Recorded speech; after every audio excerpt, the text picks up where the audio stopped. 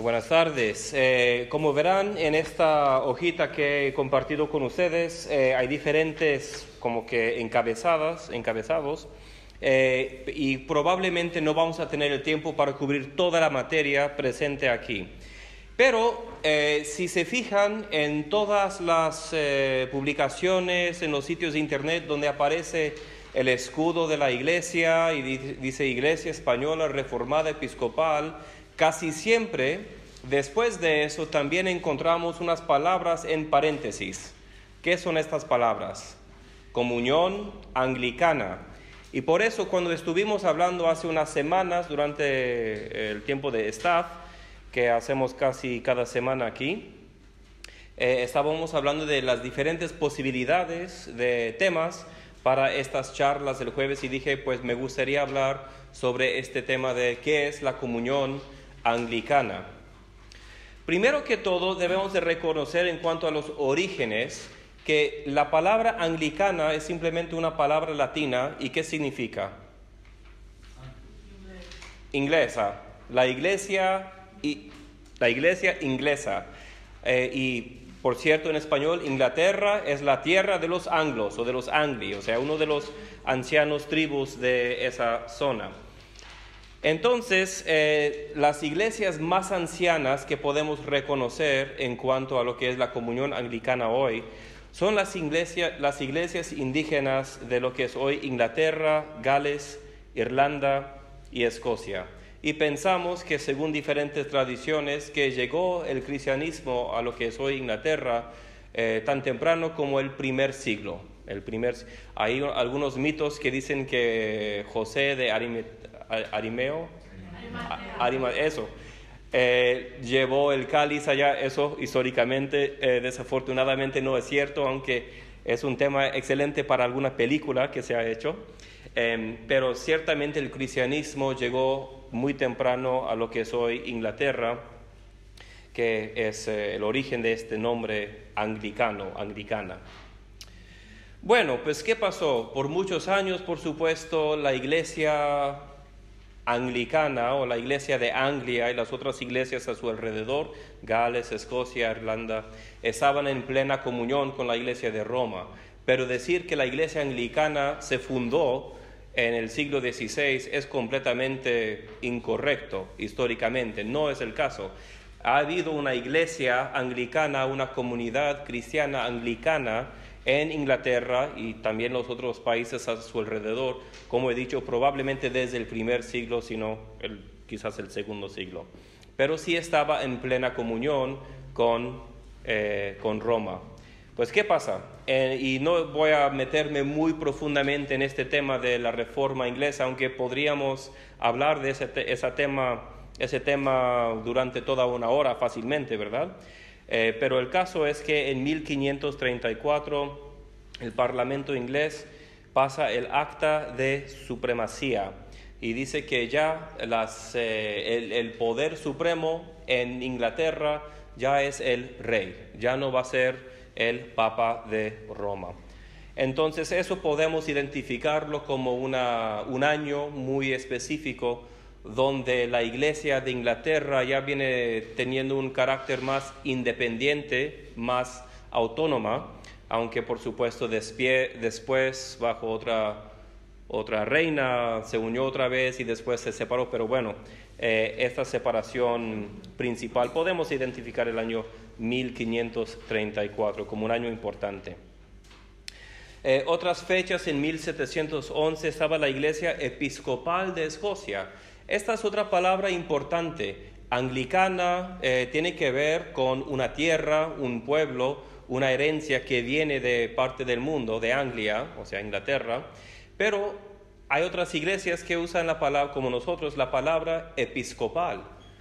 Episcopal simplemente viene del griego episcopos, que significa obispo, y de hecho la palabra española obispo es una corrupción, al igual que la palabra inglesa bishop, de esta palabra griega episcopos.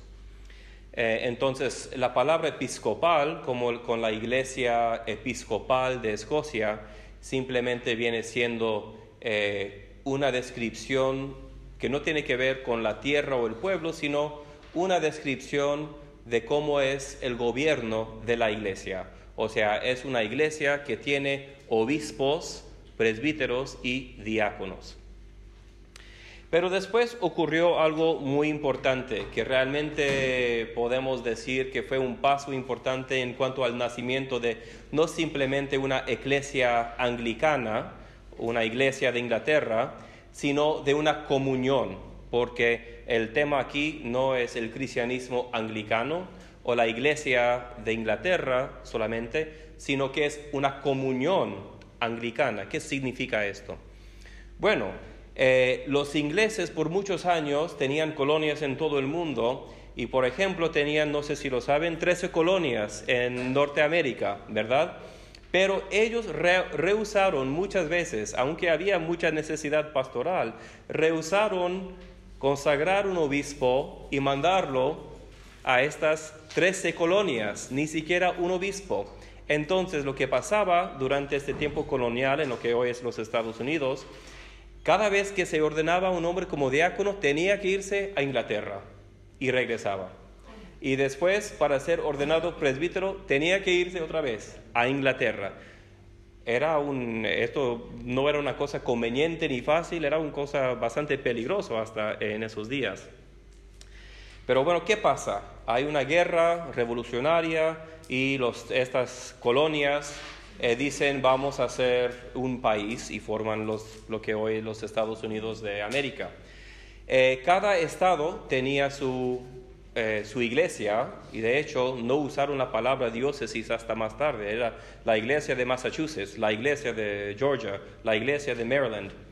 Pero después de un tiempo vinieron juntos estas iglesias de los diferentes estados, que antes eran colonias, pero ya eran estados, y el estado de Connecticut, lo que hoy es la diócesis de Connecticut, escogieron a un hombre llamado Samuel Seabury, que era un presbítero de la iglesia, y dijeron, vamos a mandarlo allá a hablar con el arzobispo de Canterbury, porque ya somos una iglesia independiente, y para que lo ordenen como obispo, y esto sería la introducción de la sucesión apostólica aquí, no solamente a los Estados Unidos, pero a las Américas,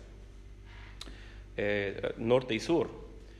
Bueno, entonces fue este señor Samuel Seabury a Inglaterra y habló con el arzobispo de Canterbury, quien le dijo correctamente, yo no te puedo consagrar como obispo, aun si quisiera hacerlo, porque no tengo el poder legal, porque mi poder legal, ¿verdad? No el poder sacramental, pero el poder legal que tengo que poseo, ¿viene de quién? La cabeza de la iglesia de Inglaterra. ¿Y quién es la cabeza de la iglesia de Inglaterra? Es el rey, y acabaron de pelear una guerra para conseguir la independencia del trono del rey de Inglaterra. Entonces, ¿qué hizo este señor Seabury? No regresó a los Estados Unidos. Había una iglesia más, porque en esos días Gales era parte de la iglesia en Inglaterra, igual Irlanda, pero había una iglesia que hoy en día solamente tiene 7 diócesis, una iglesia que hoy en día sigue siendo una iglesia en cuanto a números muy, muy pequeño, pero había una iglesia más, que era la iglesia episcopal de Escocia. Y él fue y subió a Escocia, y los obispos allá dijeron, bueno, nosotros no tenemos las limitaciones como ya en Inglaterra, nosotros te ordenamos como obispo. Entonces esto es algo muy interesante. La iglesia episcopal de los Estados Unidos, por supuesto, no iban a decir somos la iglesia inglesa, o sea, la iglesia anglicana, porque acabamos de pelear contra ellos para conseguir la independencia. Entonces ellos, al igual que nosotros aquí y igual a Escocia, usaron este título, esta descripción del gobierno, una iglesia episcopal. Y el nombre original era la iglesia protestante episcopal de los Estados Unidos de América. Bueno, y es por eso que si uno ve el escudo de la Iglesia Episcopal de los Estados Unidos, tiene 13 crucecitas en la forma de una X. 13 porque en su fundación habían 13 iglesias estatales, o sea, hoy los llamamos diócesis, de las 13 colonias. ¿Y qué es esto, la X? Esta cruz es una cruz romana o latina, pero si vemos una cruz que es una X, ¿ese qué tipo de cruz sería? Perdona, ¿es el cuadro ese que estamos viendo? No, estoy viendo esta cruz que está en la pared. Pero si vemos una cruz que es una X, a ver, creo que ha de estar aquí en esta pared. Se identifica con uno de los apóstoles. San Andrés. San Andrés. ¿Y quién es el patrón de Escocia? San Andrés. Entonces ahí en el mismo escudo de la Iglesia Episcopal de los Estados Unidos se ve esa herencia. 13 cruces pequeños en una forma de una X para reconocer que recibieron su sucesión a través de Escocia, no a través de Inglaterra. Pocos años después, el arzobispo de Canterbury vio que eso era un problema y pudieron cambiar las leyes para permitir a aquel arzobispo para consagrar obispos para otros lugares. Bueno, en los siglos XVIII, especialmente a fines, y XIX, vemos la creación de muchos obispados extranjeros, por ejemplo, Canadá, Australia, India, partes de África. Hay una proliferación de obispados nuevos para diferentes partes. Realmente, porque estamos hablando de la comunión anglicana, no solamente de una iglesia inglesa o de diferentes iglesias que forman una confederación, pero la comunión anglicana se forma o se nace en 1867. Aunque es cierto que vemos la palabra o estas dos palabras un poco antes, pero en cuanto a acciones y cosas concretas, el año mejor para identificar es 1867. Bueno, ¿qué pasa en este año? Hay un obispo llamado John Colenso en Sudáfrica. Este obispo tiene una diócesis llamado Natal y él está proponiendo unas interpretaciones de diferentes partes de la Biblia que son, según algunos muy progresivos, según otros muy heréticos. Entonces algunas personas dicen al arzobispo de Canterbury: debes de disciplinar a aquel obispo. Ahora, si fuera un obispo adentro de Inglaterra, quizás podría tener la autoridad para hacer esto. Pero él dice, bueno, ellos están en Sudáfrica, están en otra parte del mundo. Entonces surge esta pregunta, pues, ¿qué se puede hacer? ¿Verdad? De mano, el arzobispo de Canterbury dice: yo no soy como el Papa en Roma, yo no tengo una jurisdicción sobre todas las iglesias en el mundo, eso no es nuestro estilo de pensar en cómo es la iglesia, pero a la vez reconoce que tampoco puede decir, bueno, pues está en Sudáfrica, déjalo, no me importa, eso no es importante para mí. Entonces, ¿qué es lo que hace? Él invita a todos los obispos del mundo, todos los obispos anglicanos del mundo que están en plena comunión con su sede en Canterbury, para que vengan a su palacio que se llama Lambeth para para una junta. No sería correcto decir que es un concilio. Y además de eso, pero es normalmente ¿por qué no me gusta la palabra concilio? Porque un concilio normalmente tiene algún potestad o poder legislativo. ¿Y por qué no un cónclave? Bueno, un cónclave estaría bien. Un cónclave, una junta, sínodo también tiene algún poder legislativo. Bueno, para una junta, ¿verdad? Entonces todos vienen, hablan de esto, de qué van a hacer y tratan de resolver el problema. Entonces podríamos decir una convocación. Yo creo que es una palabra muy adecuada. Y aparecen 76 diferentes obispos. Algunos obispos ni querían ir porque decían, no, pues esto no es nuestro estilo de gobierno. Pero, y van a ver esto si estudian la historia de la iglesia, ¿verdad? Que muchos de los desarrollos más importantes no son porque alguien estaba pensando en adelante muchos años y diciendo, bueno, ¿cómo sería si tuviéramos iglesias en todo el mundo y tiene un plan? No, simplemente era como el concilio de Nicea O sea, la gente estaba preguntando a los obispos, ¿es cierto que el Hijo es creado o es cierto que el Hijo es eterno con el Padre? Dinos. Entonces ellos dijeron, bueno, pues hay que juntarnos a ver qué pasa, ¿verdad? Y así fue realmente el nacimiento de la comunión. No fue parte de ningún gran plan que tenía algún arzobispo o teólogo. Entonces, ¿qué pasa? Pues realmente eso es el nacimiento de la comunión anglicana en 1867. Algunos otros años que podemos señalar, en 1920 la iglesia en Gales consigue su independencia. Antes la iglesia en Gales y la iglesia de Irlanda eran pues parte de la iglesia anglicana, de la iglesia de Inglaterra. Por cierto, es muy interesante, nos suena un poco raro, ¿verdad? ¿Por qué no se llama la iglesia de Gales? ¿Por qué se llama la iglesia en Gales? La razón era un accidente, de hecho. En uno de los contratos o de los edictos legales, ellos estaban hablando de la iglesia en Gales, pero que es parte de la iglesia de Inglaterra. Entonces, cuando finalmente hicieron todos los trámites para tener independencia, dijeron, pues si decimos que somos la iglesia de Gales, van a poder quejar que los trámites no dicen que somos la iglesia de Gales. Somos la iglesia en Gales. Entonces, hoy en día aún se llama técnicamente la iglesia en Gales. No se llama la iglesia de Gales, como la iglesia de Inglaterra o la iglesia de Irlanda. Bueno, y después en 1980, por supuesto, la Iglesia Española Reformada Episcopal entra a la comunión anglicana.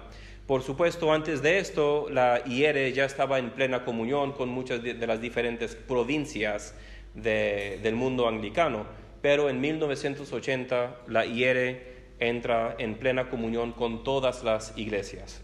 Bueno, pues eso es un bosquejo del origen. Hablemos ahora de la organización. ¿Cómo se organiza? Primero que todo, tenemos diferentes iglesias regionales. A veces corresponden a un país, a veces una región y a veces, pues sí, esas realmente son las dos posibilidades. O a veces hay más de una provincia adentro de un país. Por ejemplo, la Iglesia Anglicana de Canadá es de Canadá, ¿verdad? Y se divide en muchas diócesis. También, sí, por favor, sí, gracias a Luis, y si tienes un mapa, eso sería excelente. Pero también, por ejemplo, yo viví en Israel en muchos años, 6 años. Eso es la diócesis de Jerusalén, pero porque hay tan pocos cristianos allá y los protestantes son una minoría de los cristianos, que la mayoría son de la iglesia ortodoxa, pues allá la diócesis de Jerusalén, imagina esto, contiene Israel, Palestina, Jordania, Siria y Líbano. Hay un obispo sobre estos países y debemos de recordar que Líbano e Israel ni se reconocen entre los dos países. O sea, imagina cómo es hacer el sínodo, solamente se puede hacer en Jordania. Y bueno, y Siria, que está en un estado de guerra civil por el momento. Pero bueno, entonces eso es una diócesis que incluye muchos diferentes países. También está la diócesis de Egipto, el Cuerno de África y el norte de África. Es una diócesis gigantesca, pero ¿qué pasa? Tenemos 1 o 2 iglesias en Libia, en Argelia y estos países. Aunque tenemos bastantes iglesias en Egipto y la iglesia de Etiopía es una de las regiones donde más rápidamente está creciendo el anglicanismo. Bueno, y por supuesto podemos también identificar a India. India es, que yo puedo pensar por el momento, es el único país que es tan grande, tiene tanta población, que necesitan más de una provincia. Entonces tienes la iglesia del sur de India y la iglesia del norte de la India. Bueno, pues entonces todo se divide en 40 provincias. Entonces, debemos de entender que más se parece a la iglesia ortodoxa, ¿verdad?, que a la iglesia católica, la iglesia católica. Bueno, pero aún en la iglesia católica romana, ellos también son una comunión, porque también tienen la iglesia católica griega, católica cóptica, católica armeniana, pero bueno, la que se conoce aquí, por supuesto, es la iglesia católica romana. Bueno, entonces, ¿qué pasa? ¿Por qué nosotros en España no somos una provincia? ¿Alguien quiere adivinar por qué no somos una provincia en España? Pues ahí está la respuesta en el punto, porque una provincia tiene que tener por lo menos 4 diócesis, ¿verdad? Y nosotros en España somos una iglesia con una diócesis. Quizás en el futuro, si pudiéramos evangelizar y plantear muchas iglesias, tuviéramos 4 diócesis, podríamos ser una provincia. Pero bueno, por el momento somos una iglesia nacional y no pertenecemos a ninguna provincia. Pero aún así somos parte de la comunión anglicana. También Portugal tiene un estatus parecido. Bueno, ¿cómo es que una iglesia puede pedir ser miembro de la comunión anglicana? Esto se lleva a cabo a través de un grupo que es bastante importante, pero casi nadie conoce, que se llama el Consejo Consultivo Anglicano. Yo imprimí aquí la traducción de la descripción de este consejo consultivo que ellos mismos tienen en su sitio de internet. Lo voy a leer. El rol del Consejo Consultivo Anglicano es facilitar el trabajo cooperativo de las iglesias de la Comunión Anglicana, intercambiar información entre las provincias e iglesias y ayudar a coordinar la acción común. Asesora sobre la organización y las estructuras de la comunión. O sea, ahí viene este tema de una provincia nueva, ¿verdad? Y busca desarrollar políticas comunes con respecto a la misión mundial de la Iglesia, incluyendo asuntos ecuménicos. Entonces, como comunión tenemos un grupo que está hablando con la Iglesia Católica Romana, otra que está hablando con diferentes comunidades evangélicos, otro que está hablando, comunicando con las iglesias ortodoxas. Eso se lleva a cabo no por cada país o por cada provincia, sino por este consejo consultivo. Bueno, pero aquí en este gran mapa verás que hay algunos países que técnicamente no tienen ninguna presencia anglicana. Ahora, seguramente hay individuos anglicanos allá, familias anglicanas, pero verás, por ejemplo, que en la China, aunque en un entonces había un obispo misionero a la China, no tenemos una provincia o una diócesis que es de la China. Igual Afganistán, Arabia Saudita y algunos de los países de África. Pero a la vez verás que la mayoría del mundo tiene alguna autoridad anglicana. Esto simplemente porque el país está llenado de algún color, no significa que tenemos muchas iglesias. En algunos de estos países tenemos una iglesia, como Yemen, una iglesia. Somalia, quién sabe, pero el caso es que hay un obispo que tiene autoridad de evangelizar a Somalia, que por cierto es el país que tiene el porcentaje más alto de musulmanes en el mundo, es como 99.9. Bueno, entonces, ¿cuáles son las iglesias más grandes? Pues hay diferentes formas de calcular esto. Las dos formas, o las provincias más grandes, las dos formas de calcular esto son según los miembros y también según los cristianos activos, ¿verdad? O sea, los que realmente asisten a la iglesia. Si vemos la membresía, la iglesia de Inglaterra es fácilmente la más grande del mundo, ¿verdad? Pero, ¿qué pasa? Tiene un número de miembros muy grande, pero de ellos un porcentaje bastante pequeño realmente asiste o participa en la vida de las iglesias. Pero en cuanto a los miembros, la iglesia más grande es Inglaterra, y después Nigeria, después Uganda y después Kenia. Estas son las provincias más grandes. Pero si estamos viendo a cristianos activos, o sea, los que van a la iglesia, los que participan en la vida espiritual de la congregación o de la misión, vemos que Inglaterra baja a cuarto lugar. Y las iglesias más grandes que tienen más anglicanos activos en el mundo fácilmente es Nigeria, y después Uganda, y después Kenia, y solamente en cuarto lugar Inglaterra. Y bueno, yo como pastor, ¿cómo pienso? O sea, ¿qué es más importante para mí? ¿Tener una lista que dice que mi iglesia tiene 5,000 miembros, pero solamente vienen 4? ¿O tener una lista que dice que mi iglesia tiene 1,800 miembros, pero vienen 600? Pues es una diferencia, es una diferente forma de pensar en este asunto. Bueno, y también tenemos algunas provincias que son muy, muy pequeñas. Según la investigación que he hecho, las provincias más pequeñas que yo he encontrado son de Bangladesh y de el cono de Sudamérica. El cono de Sudamérica. Bueno, entonces así hemos aprendido un poco sobre la organización. La comunión se organiza en provincias. Ahora hay 40 provincias. Las provincias más nuevas son, ¿quién sabe cuál es la provincia más nueva de la comunión? Fue añadida el año pasado solamente. ¿Cómo? No es Cuba. Cuba ha sido una diócesis por mucho. Chile, muy bien. Y antes de Chile, bueno, sabe leer. Pues qué bien, porque te sorprenderías cuántos estudiantes les das las notas y dicen, es que no sé. Es de Sudán del Sur.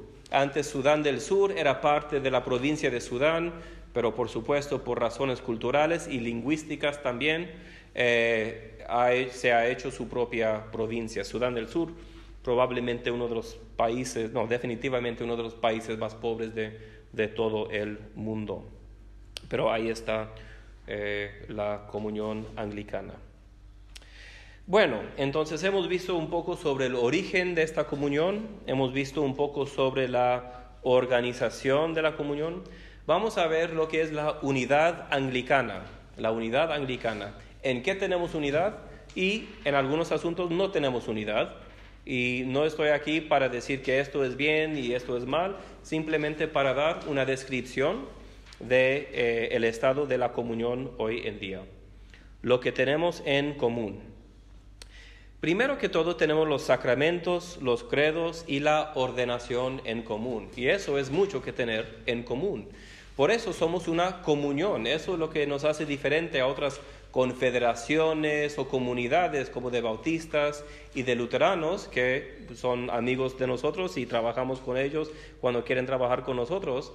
Pero si tú eres ordenado como un diácono, un presbítero o un obispo en alguna provincia, tú eres y serás respetado en cualquier parte del mundo. Ahora, tienes que hablar con la autoridad local y hacer todo según las leyes de la iglesia de la provincia y de la diócesis, pero el caso es que tenemos todo esto en común. En cuanto a, también tenemos la conferencia de Lambeth. Después de juntarse por primera vez en 1867, el arzobispo de Canterbury dijo, bueno, vamos a seguir haciendo esto aproximadamente cada 10 años. A veces hay guerras, a veces hay diferentes problemas teológicos y no se puede hacer precisamente cada 10 años. Pero es una conferencia de todos los obispos anglicanos de todo el mundo que se tratan de hacer cada 10 años. La siguiente conferencia de Lambeth vendrá el año siguiente, en 2020, y allá estará nuestro obispo, Carlos López Lozano. Otra cosa que tenemos en común es que tenemos comunión con Canterbury. Comunión con Canterbury. O sea, estamos en plena comunión con, no quiero decir la iglesia madre, pero la iglesia que nos da algunos raíces históricos, raíces litúrgicos, raíces teológicos, que es una herencia. Ahora, en España es un poco diferente y voy a hablar de eso en un momento, ¿verdad?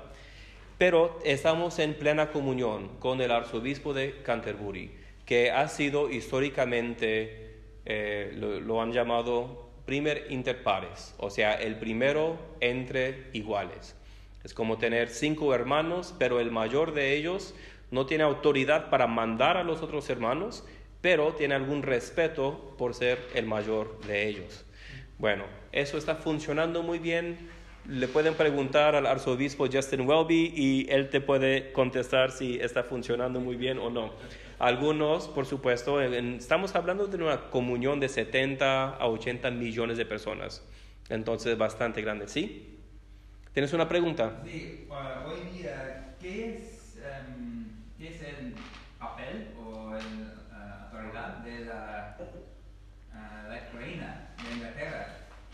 De la reina. La reina, sí. Para nosotros no. Sí, la reina es la cabeza de la iglesia de Inglaterra. Todavía. De Inglaterra, pero no de la iglesia, no de la comunión anglicana. Perdón, pero no es la cabeza, es el supremo gobernante. Bueno, gracias. La cabeza es Cristo y Ujú. el supremo gobernante es un título honorario, puesto Ujú. que la autoridad de la Iglesia de Inglaterra es el sínodo general, Sí. que está presidido por el arzobispo de Canterbury y de York. El supremo gobernante, eso sí es el título adecuado y el título preciso, gracias. Pero aquí en España, según entiendo, la reina no tiene nada de potestad, ni poder, ni influencia. Ok, entonces, tenemos una tradición litúrgica en común. Ahora en España es un poco diferente, porque nuestra liturgia en España, aunque tenemos, por supuesto, influencia de diferentes partes del mundo anglicano, pero nosotros solemos usar un rito mozárabe, ¿verdad?, que es parte de la identidad de la IERE. Entonces, pero en la gran mayoría del mundo existe esta herencia.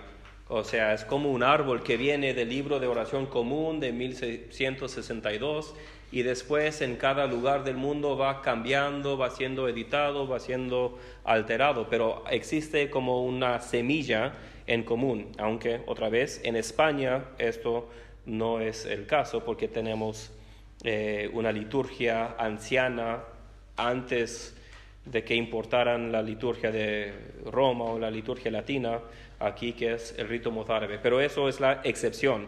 Normalmente en la comunión anglicana se usa alguna versión, alguna alteración, alguna evolución del libro de oración de Inglaterra.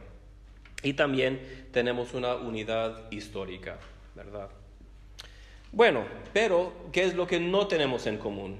O sea, ¿qué es lo que las diferentes provincias pueden decir? No estamos pues bajo el mismo techo, no todos tenemos esto en común. Primero que todo, como he dicho, aunque tenemos una semilla histórica en el libro de oración, cada provincia, después de hacerse provincia, ¿verdad?, ya puede editar y puede promover su propia versión del libro de oración común de aquel lugar, ¿verdad? Entonces, si te vas a Kenia, si te vas a Nueva Zelanda, vas a reconocer que es parecido, vas a reconocer que muchas de las oraciones son parecidas o quizás idénticas, que el orden de la liturgia también es parecido, pero no tiene que ser igual, no tiene que ser igual. Por ejemplo, en muchas de las iglesias de África, al final del culto, todos dicen, mis problemas los mando a la cruz, mi enfermedad lo mando, y hacen esto hacia la cruz, los mando a la cruz, todos los demonios los mando a la cruz, y lo hacen así y es parte de su despedida. No lo verías muchas veces, por ejemplo, en los Estados Unidos o algo así, o en Inglaterra, a menos de que fueras a una congregación de Kenia, en ese caso quizás sí lo verías. Entonces es un ejemplo de un cambio que se ha hecho según las necesidades contextuales. Esto nos hace muy diferente, por ejemplo, a los católicos romanos y también a la Iglesia ortodoxa, que realmente solamente tiene 2 o 3 liturgias que se puede usar. Pero entonces en esto tenemos pues libertad. Además de eso, cada provincia tiene sus leyes. Nosotros no tenemos una ley canónica para toda la iglesia, como encontrarías en la Iglesia Católica Romana. Cada provincia tiene sus propias leyes, tiene sus propios cánones, y esto puede ser una bendición porque significa que los obispos y también los laicos y los presbíteros de una provincia pueden identificar ciertas cosas que son muy importantes para su contexto y dirigirse en cuanto a la liturgia, en cuanto a la administración de la iglesia, para las necesidades locales, que en algunas otras iglesias no se puede hacer. Pero por supuesto también puede resultar en desacuerdos cuando una provincia hace una cosa y otra provincia dice no debes de hacer esa cosa, porque el caso es que no existe una ley canónica para todo el mundo. Y otra vez, tiene ventajas y desventajas, como casi todo en la vida eclesiástica tiene ventajas y desventajas. Por ejemplo, cada provincia determina su propia posición en cuanto a la ordenación de las mujeres y también en cuanto a cuestiones de género. Por ejemplo, en la diócesis de Jerusalén no ordenaban a mujeres para nada, ni siquiera para ser diáconos, ¿verdad? Pero en otros países en África dicen, no, está muy bien ordenar a la mujer para ser diácono o diaconesa, que es el título que se usa muchas veces, pero no para ser presbítero. Otras provincias dicen, no, pues está bien ordenar a la mujer para que sea diaconesa o presbítera, pero no para que sea obispo. Y algunas otras provincias dicen, no, pues no tiene nada de mal hasta ser el oficio más alto de la iglesia para que la mujer sea obispo. Bueno, entonces todo esto existe adentro de la comunión, ¿verdad? Entonces, para algunos dicen, bueno, pues cada región tiene su autoridad para hacer su decisión, no hay problema. Es mi punto de vista personalmente, pero otros dicen, no, pues ¿por qué odian a las mujeres? ¿Por qué no las ordenan? Y otros dicen, ¿por qué han apartado de la enseñanza clara de la Biblia? Bueno, todo esto existe adentro de una misma comunión. Es como una reunión de familia muy grande y tienes que ver a familiares que no has visto en muchos años y vas a encontrar muchos puntos de vista. Y también hay otros asuntos, pero la ordenación de mujeres es simplemente un ejemplo de muchos. El arzobispo de Canterbury tiene autoridad en Inglaterra. Bueno, y hay 2 arzobispos de Inglaterra, ¿verdad? Más que todo tiene autoridad en su arzobispado, pero en Inglaterra. Pero fuera de él, fuera de esa iglesia, de esa provincia, la iglesia de Inglaterra, él realmente casi no tiene autoridad. Tiene autoridad para invitar a personas a la conferencia de Lambeth. Tiene autoridad para convocar esta convocación de Lambeth. Pero en sí, Lambeth también no tiene nada de poder legal. Y hay muchas provincias que Lambeth ha hecho una decisión y la provincia dice no estamos de acuerdo, vamos a hacer otra cosa, y lo hacen y no hay consecuencias. Esto lo hemos visto en los últimos 10 o 15 años. Bueno, ¿de dónde viene? Este punto ciertamente debería de venir bajo los orígenes. ¿De dónde viene esta cosa? ¿Qué piensan? ¿Cómo es que surgió de una iglesia, de la iglesia de Inglaterra y también de Gales, de Irlanda?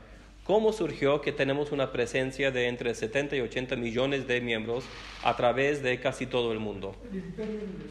El imperio inglés, sí. Muchas veces los ingleses iban a un lugar y hacían sus iglesias para los ingleses. Hoy en día, muchas de estas iglesias, no todas, siguen existiendo allá, pero ya la gente que asiste, más que todo, podrían ser otros extranjeros, pero muchos de ellos son la gente indígena, porque algunos de ellos dieron la alabanza, la teología, el pensamiento, la espiritualidad anglicana y dijeron, esto me atrae, ¿verdad? Y esto es el caso en partes del Medio Oriente, por ejemplo. Pero hay más, no solamente el imperio. Yo estuve leyendo hoy una edición antigua de la Enciclopedia Británica y estaba escribiendo este autor inglés sobre la Iglesia de Inglaterra y él dijo, Los ingleses, en cuanto a las misiones internacionales, por muchos años se quedaron tocándose las narices. ¿Es la frase correcta? O sea, que no hicieron nada. Y dijo, no como los jesuitas españoles que cubrieron todo el mundo. Entonces, ahí estaba este gran inglés criticando a su iglesia y diciendo que ¿por qué no éramos como los españoles, como los jesuitas? Y eso es cierto, por muchos años los ingleses no mandaron misioneros al mundo. Mandaron a gente para cuidar a los ingleses que estaban en otros países, mandaron a curados o presbíteros para cuidar a los soldados, ¿verdad? Pero en cuanto a una visión de vamos a plantar iglesias y vamos a evangelizar a los hindúes y los budistas, bueno, eso surgió, pero en los 1800 y 1900 realmente. Pero bueno, hay otras maneras también. Además de Inglaterra, los Estados Unidos tuvo un imperio, pero un imperio de una forma bastante diferente, un imperio comercial. Entonces, hay muchas iglesias que se fundaron en diferentes partes del mundo por alguna presencia de americanos. Y también los Estados Unidos desarrollaron, igual que Inglaterra, un poco tarde, esta mentalidad de que vamos a evangelizar al mundo. Esto no es nada nuevo, esto viene directamente de la boca de Cristo, que dice, id a todas las naciones, ¿verdad? Haced discípulos de todas las naciones, id a todo el mundo, predica el evangelio en todo el mundo. Pero bueno, nos tardamos un poco en, como decimos en México, coger la onda, pero bueno, lo hicimos. Bueno, y hubo una sorpresa. Después de que el Imperio Británico había perdido diferentes países, diferentes regiones, quedaron personas indígenas y hasta líderes, hasta sus propios obispos y todo. Y fue realmente una sorpresa y vimos un crecimiento, especialmente en África. Fue después de que fueron los misioneros extranjeros y tomaron poder. No quiero decir poder, responsabilidad, los protestantes indígenas, que realmente creció el anglicanismo. Y bueno, estos son algunos de los factores que nos guiaron hacia el establecimiento del anglicanismo global. Pero hay unas excepciones y España es una de estas excepciones. En España, por supuesto, los que fundaron esta iglesia eran españoles. Ahora buscaron ayuda de diferentes misioneros y diferentes capellanes y lo recibieron. Entonces no es una iglesia que fue completamente construida por españoles, pero no es una iglesia que fue fundada por misioneros. Fue una iglesia que fue fundada por españoles con ayuda y con cooperación de diferentes extranjeros, de Inglaterra, de Irlanda y de otras partes. Bueno, y ahora, ¿qué hora es? Ya son las... Bueno, pues tenemos un poquito más de tiempo. Bueno, voy a saltar esto de la comunión anglicana en España. He mencionado varias cosas, pero podríamos tener toda una charla de qué es la IERE y la fundación y cómo somos parecidos a otras comunidades anglicanas y cómo somos diferentes. Pero ahora quiero saltar hasta el fin, lo que aporta la comunión anglicana. Tenemos un grupo de WhatsApp de los diferentes presbíteros y diáconos de la iglesia y yo pregunté, voy a dar esta charla sobre la comunión anglicana, ¿cuáles son algunas cosas que les interesa sobre este asunto? Y me preguntó uno de los presbíteros, me gustaría saber ¿qué significa ser anglicano en el siglo XXI? O sea, ¿qué tiene que contribuir a la vida del mundo esta comunión en el siglo XXI? Es muy interesante ver la historia, como hemos visto bastante, pero viendo hacia el futuro. Y pude pensar en 4 cosas, y voy a concluir con esto. Primero, es una comunión que produce grandes autores y académicos. Algo muy bueno de ser anglicano, que me encanta, es que los anglicanos, siendo anglicanos, podemos escribir y pensar de una forma que realmente puede bendecir de una manera muy profunda a cristianos que vienen de otras tradiciones. He listado algunos autores, aunque podríamos añadir mucha más gente, pero C.S. Lewis, uno de los pensadores cristianos más profundos del siglo XX, pero que es hasta los mormones les encanta C.S. Lewis. N.T. Wright, uno de los grandes autores y eruditos del Nuevo Testamento, era obispo en Inglaterra, ahora enseña en la Universidad de San Andrés en Escocia. T.S. Eliot, el gran poeta nacido en los Estados Unidos, pero que volvió ciudadano o sujeto de la reina de Inglaterra, y publicó unos ensayos sobre la cultura cristiana y unas poesías que son de las cosas más impactantes del siglo XX. John Stott, un gran cristiano evangélico, que pudo ser evangélico, pero también hablar de una